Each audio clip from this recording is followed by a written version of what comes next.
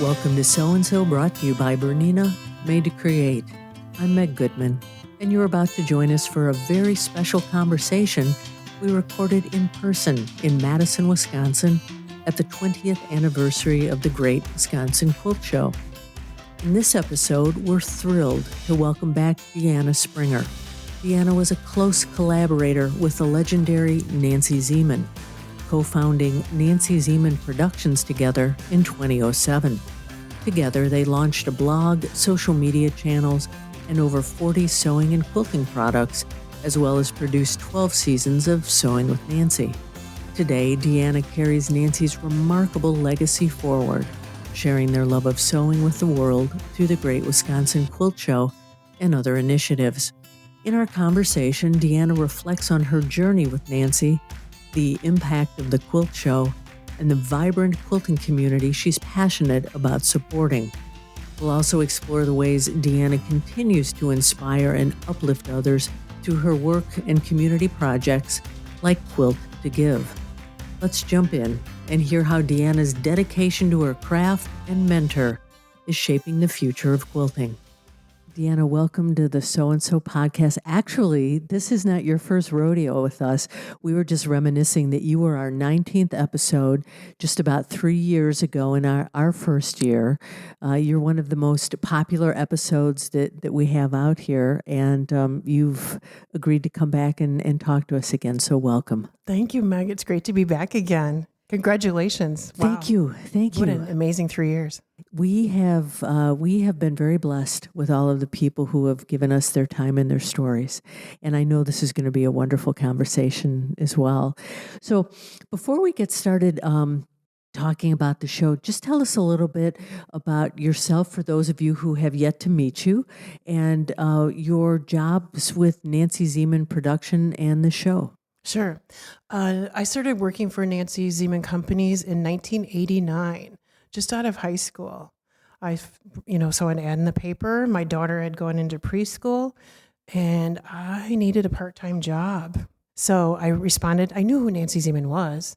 I mean, I lived in Columbus, Wisconsin, and she was from Beaver Dam, Wisconsin, and such a famous person. I mean, she was on television with a sewing show. I love sewing. I've been sewing since I was 6 years old. So as soon as I picked up that hand sewing needle and thread, I quickly jumped onto my mom's sewing machine. She let me sew with all her scraps. So I've been sewing since I was 6 years old, and I went to work in the retail store in Beaver Dam for Nancy and worked there, a year, and then moved on to customer service sewing advisor. And 10 years later, I was her executive administrative assistant. And then we started creating things together. Like the Great Wisconsin Quilt Show, and I became the events manager and worked closely with Nancy and PBS Wisconsin, because the Great Wisconsin Quilt Show is really a legacy gift from Nancy. She approached them and said, hey, we should do a quilt show in the form of a fundraiser for public television. So that's where it started and where we are today. That's the quick version. So you were saying that this is an evolution of her show, and this started in her home, I believe. The Sewing with Nancy television show started in her home. The Sewing with Nancy show was started in 1984. She formed her first company, Nancy's Notions, in 1979.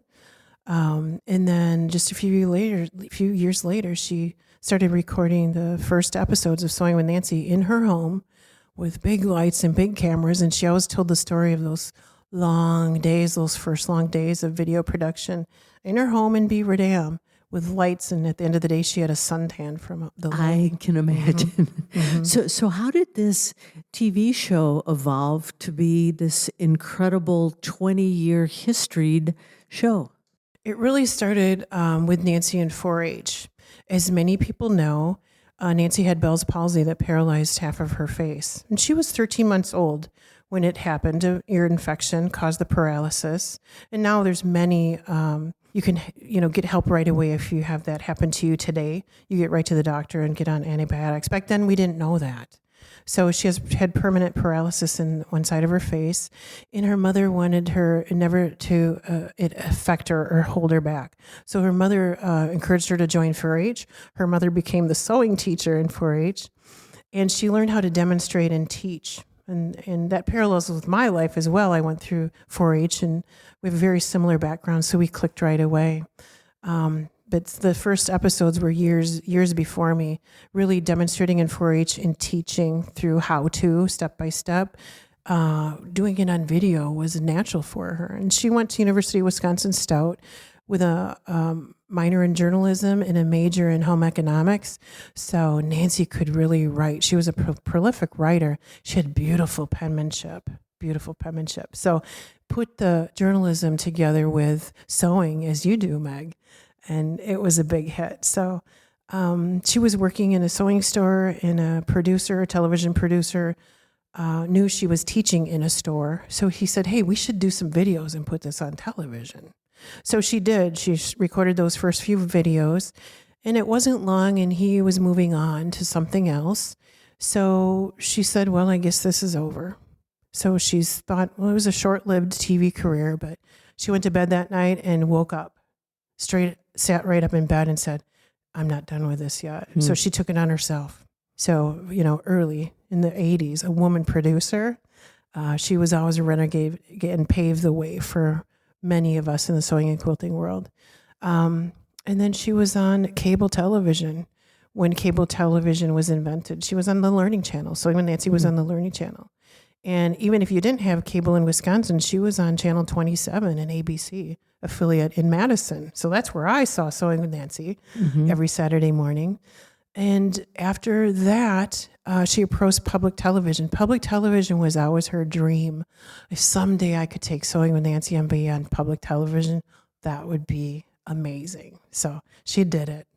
We produced the last 25 years of Sewing with Nancy with PBS Wisconsin in Madison. So the Sewing with Nancy show is still airing nationwide on public television, on YouTube, on the Sewing with Nancy channel on YouTube. You can watch right at nancyzieman.com.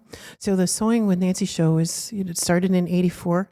40 years later, here we are in 2024. She would have never imagined the show would still be going this long. And of course, we lost Nancy in 2007 to terminal diagnosis of 2 cancers. So we miss her dearly. But we're carrying on her legacy at the Great Wisconsin Quilt Show.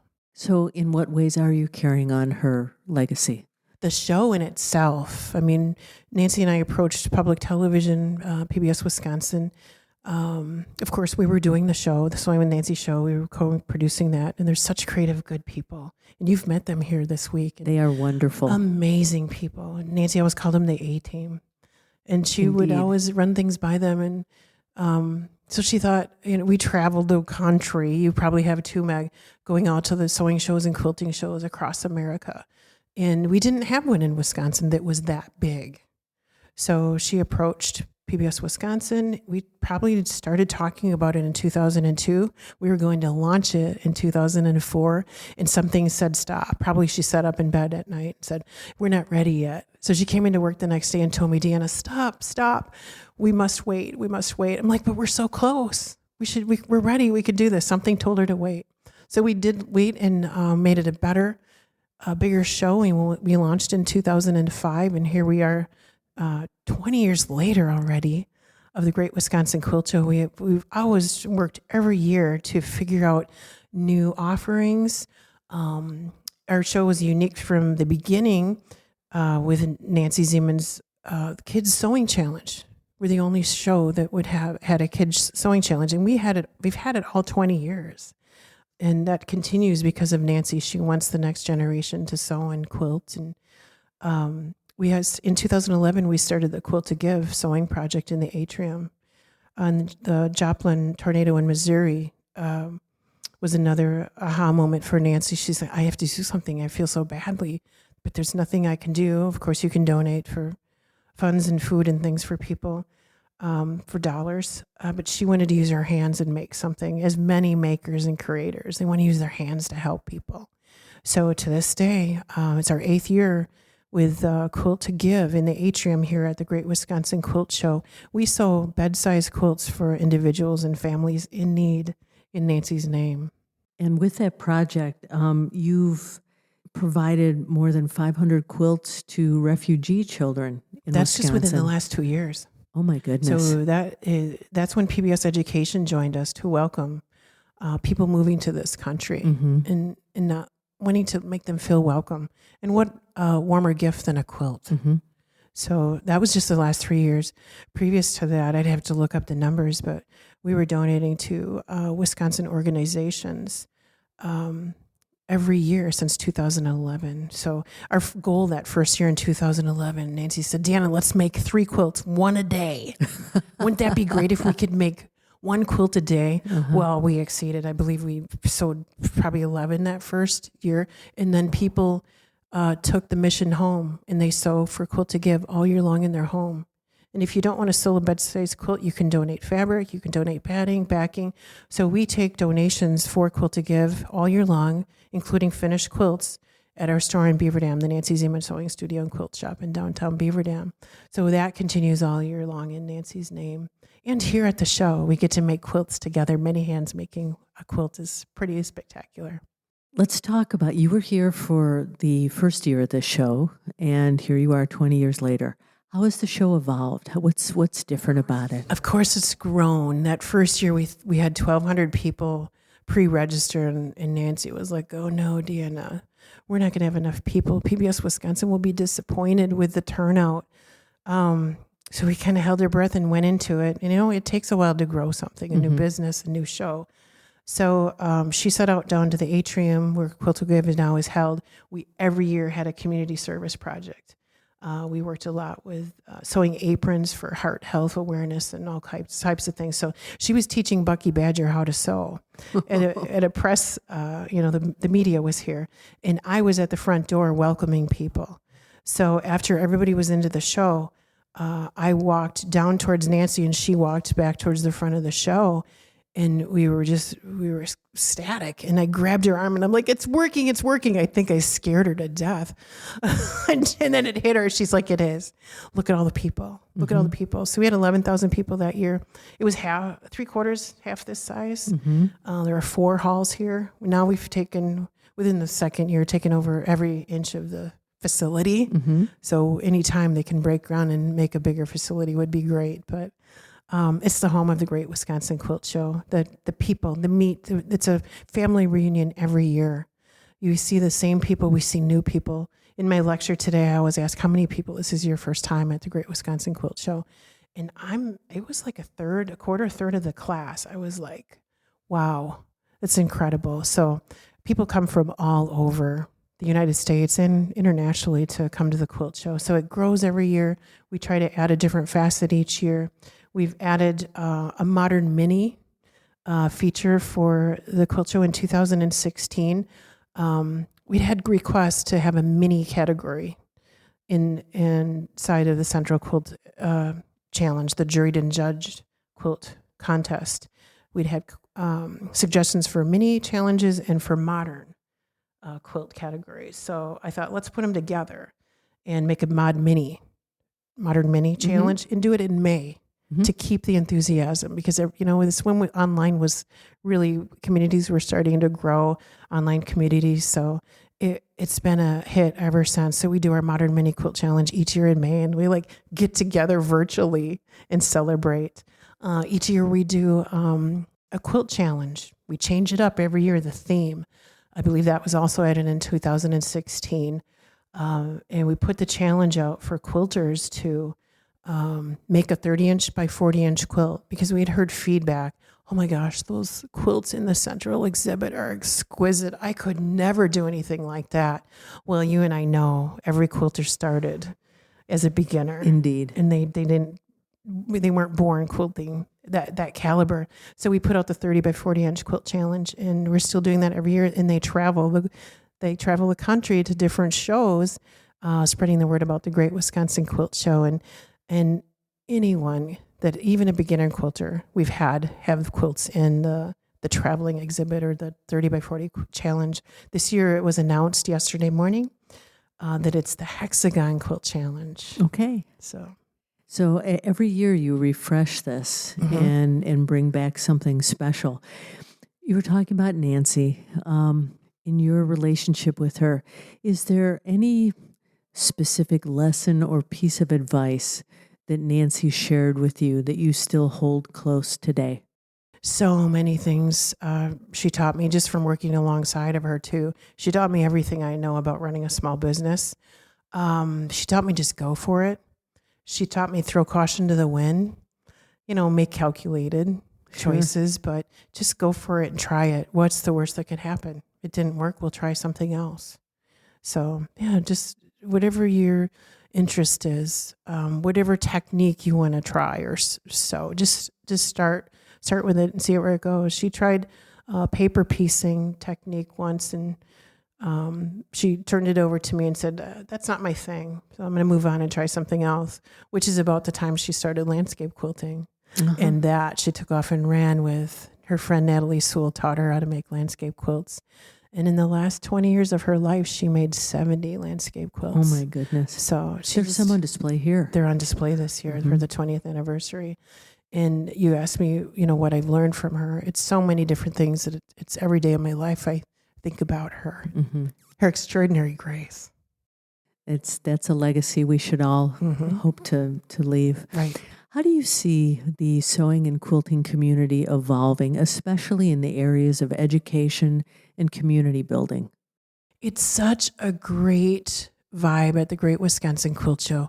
It's the first day. It's Thursday. We have 2 more days to go. We're open Thursday, Friday, and Saturday. And I've already heard it many times today, how people are helping people. They're showing each other. If someone's new here, they're showing them and telling them how, where things are located. They're sharing techniques. If someone asks a question, well, what is English paper piecing? Well, there'll be like 3 people turn around and share. So it's a great sharing community. They'll help you along the way, show you along the way, and that builds a community there. People are sharing digits, and making this an annual meetup. It's so much more than a quilt show. It's a large community for sure.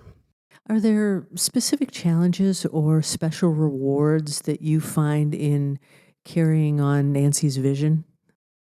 Sure. When she handed over the torch to me, she said, don't do anything that just because you think I wanted to do it. So don't stop and think, maybe I shouldn't do this because that's not what Nancy would have wanted. She's like, take it wherever you want.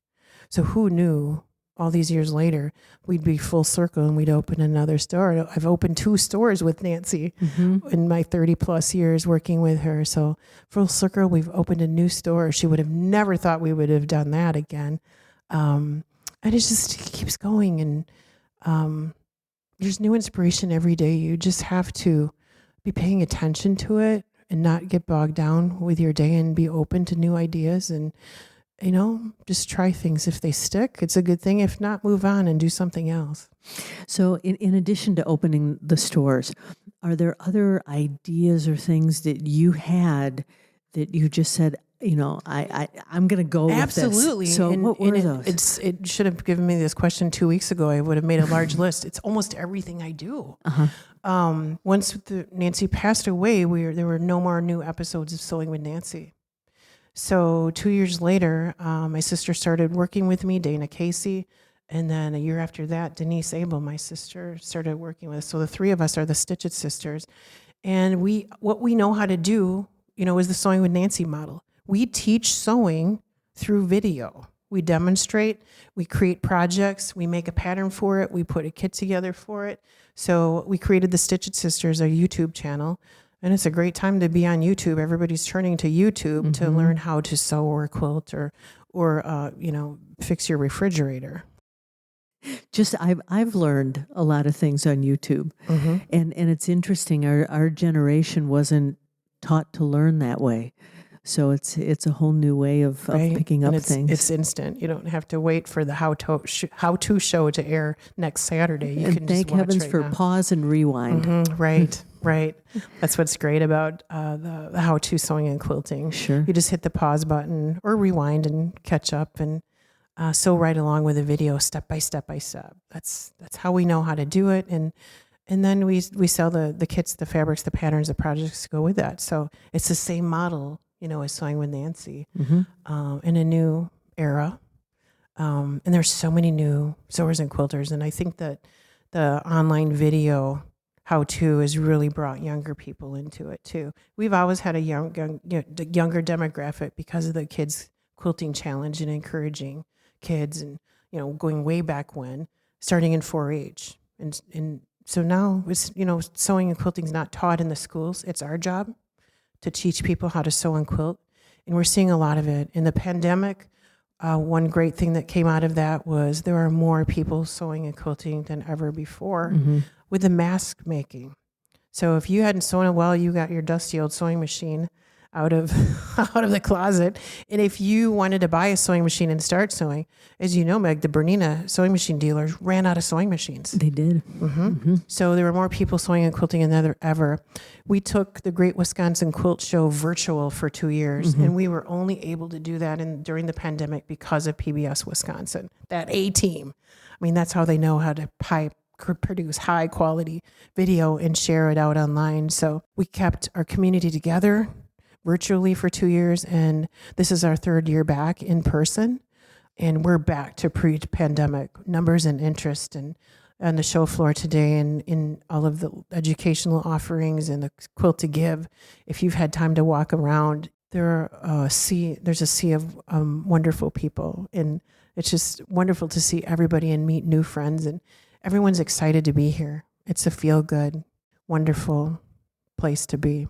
It's been a common theme from everyone we've talked to. Now, you were talking about the demographics and the generations. Do you see a difference between people who have been sewists and quilters for a long time and then the new generation coming to it in terms of needs, wants, visions? Is there a difference?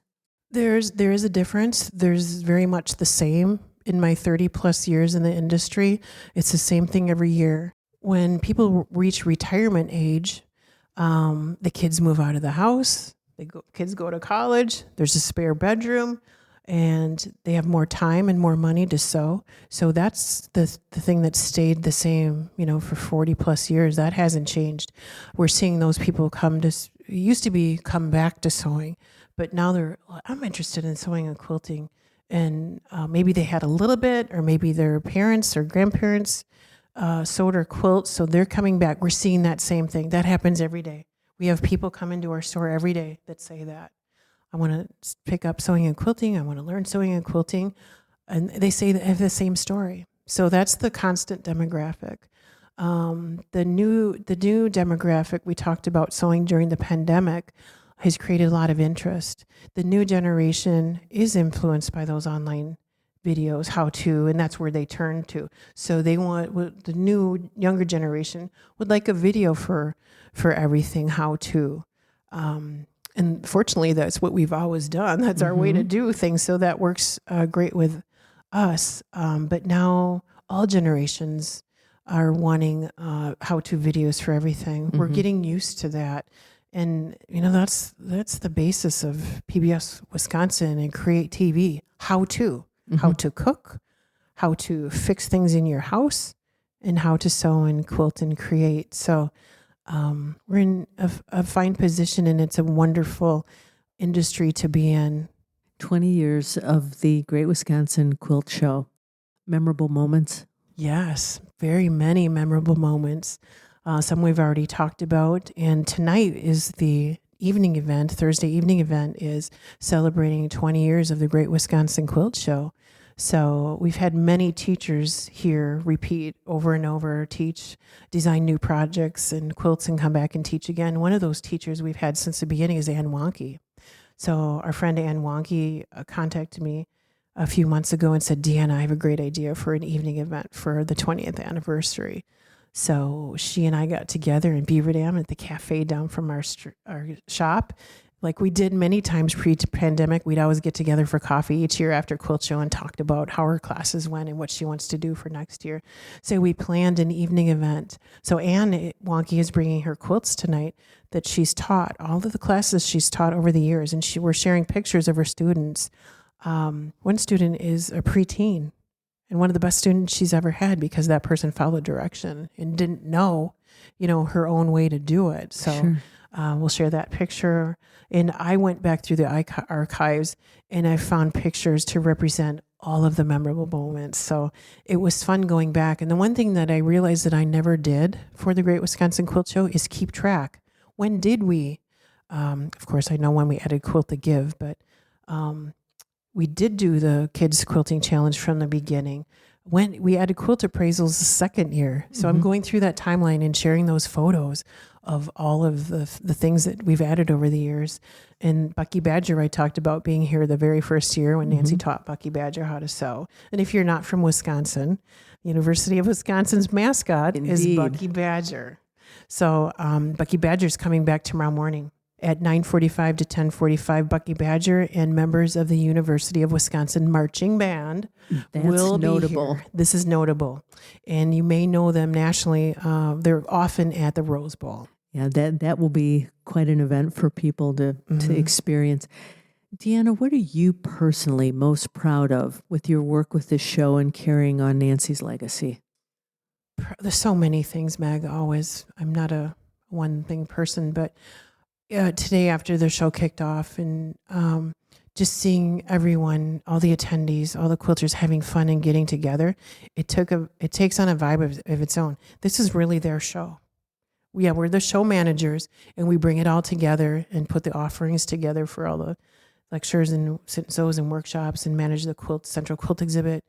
The show takes a vibe of its own. They're here, they own it, they know what they're eating, their favorite cranberry bread sandwiches were here today. You wait a year to have that. And they get together and they meet up at the same spot and they're so happy. And I came out of my lecture at 2:00 and the ice cream line was long. So afternoon ice cream is a thing. It makes me smile. It makes me proud that they just love it.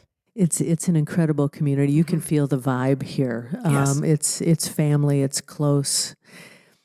I never had the honor of knowing Nancy Zieman, as unfortunately many people who attend now did not get to know her either. What one thing about Nancy should we all know? Grace, kindness. Be kind to your neighbor.